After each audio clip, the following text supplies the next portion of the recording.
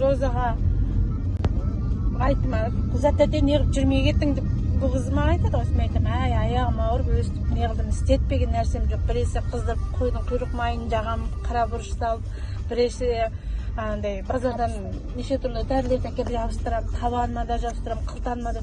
Күннен күнге тіземнен айланып қылтаныма қарай кете берді. Қылтаным бүйтіп кәдімгідей жазылмай қалды ғой. Соны енді не істеймін деп, соны бұл маған осыны ішші, мен мамам осындай болған дейді. Мен айтам, қалай нәрсе алып ішіп көріп жатырмын, өнім бермей жатыр, не істеймін енді, аяғымда андай ымыртыға түсірем ба, не болды деп сөйтіп жүрдім. Содан кейін әйтеуір себептен айтты, Роза іш деді, ал деді. Сонымен бір қыз алып ішем деді, сонымен бірге бірігіп барып алдым, іштім.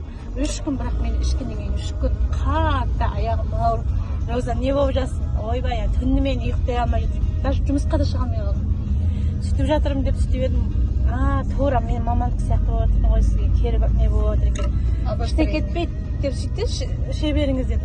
4-5 күннен бастап аяғымның ауырғаны басылды. Қазір аяғымды былай да істей аламын. Сол жағында сіңірлерде бар екен.